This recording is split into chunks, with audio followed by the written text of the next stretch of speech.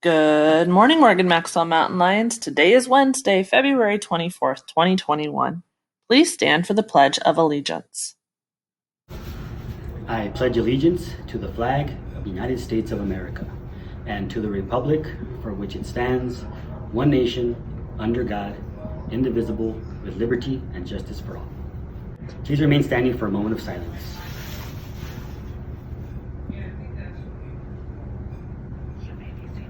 Thank you, and you may be seated. The lunch menu for today was cheeseburger sliders, so hopefully you grabbed those yesterday when the buses were running, because there's no bus today or for the rest of the week, but it will go back into regular times on Monday. Alright, we have a bunch of birthdays on this next 5 days for our 4-day weekend, so happy birthday to today to Luis A. in Miss Laborin's homeroom, and happy birthday this weekend to Irene G. in Miss Hashim's homeroom, Antonio M. in Mr. Milton's homeroom, Annalise A. in Mr. Poindexter's homeroom, Fabian A. in Mr. Milton's homeroom, Josiah V. in Miss Rutman's class, Jacob J. in Mr. Poindexter's homeroom, and Carlos U. in Mr. Granillo's homeroom. Happy birthday or early birthday, guys. We hope you have an awesome birthday weekend. Alright, it's time for our Black History Month moment, and today we're going to learn about early American scientist and astronomer Benjamin Banneker. Let's watch and see what we can learn.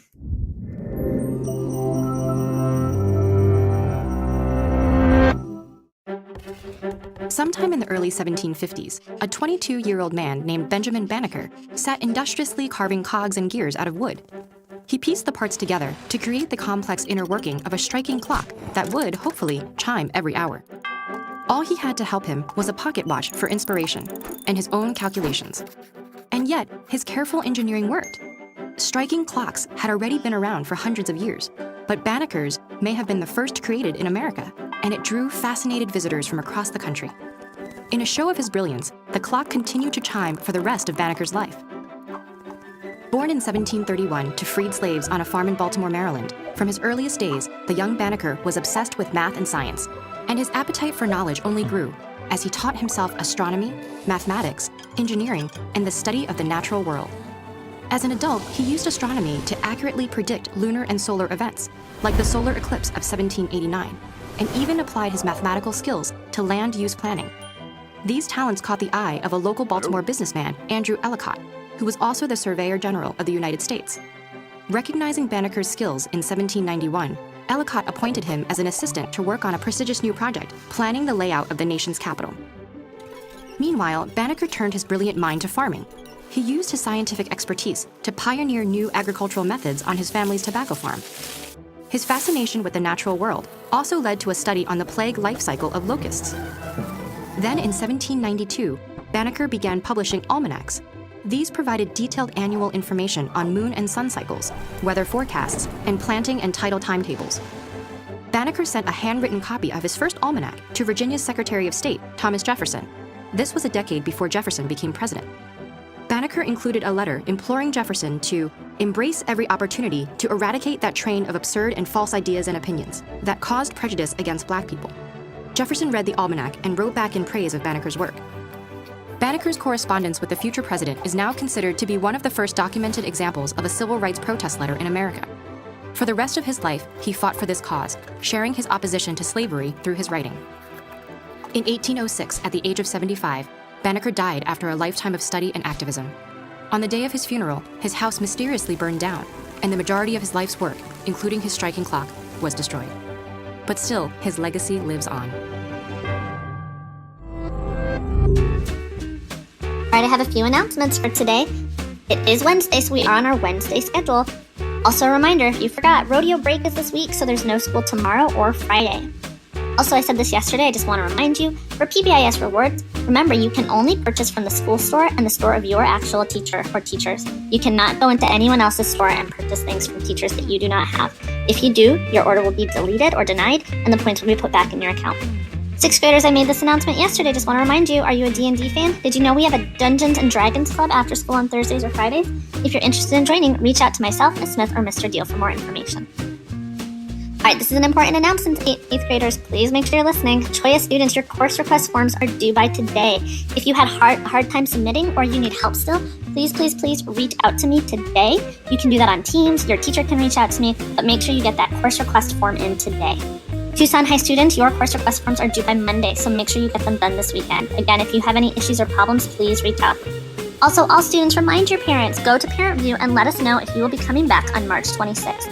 We've only heard from about 40% of you, so if the rest of you could remind your parents so they can let us know. The deadline for that is Sunday, February 28th. All right, normally this is Wellness Wednesday, but in honor of Rodeo weekend, I thought we could have Rodeo Wednesday.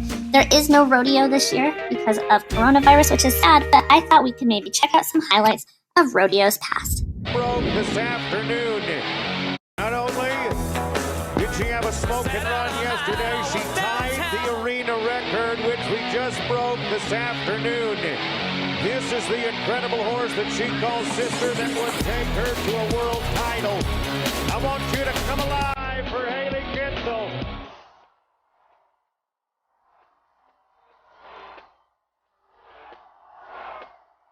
Are you kidding me? What? Yes. Now, Jackie Crawford, 14 times a world champ.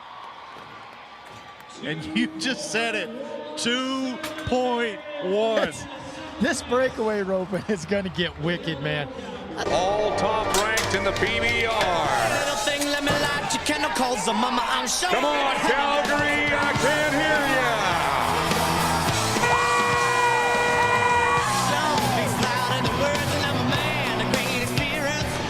If you think he deserves a little money, let's make a little noise. Yes. Well, that is the hottest real estate broker in Montana. Now remember, it's a sudden death, but he was 90 and a half coming in. O-T, O-T, O-T.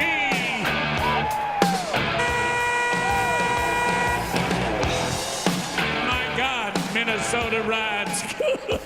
Holy cow. I want you to know that Ryder Wright won $100,000 on this horse in America.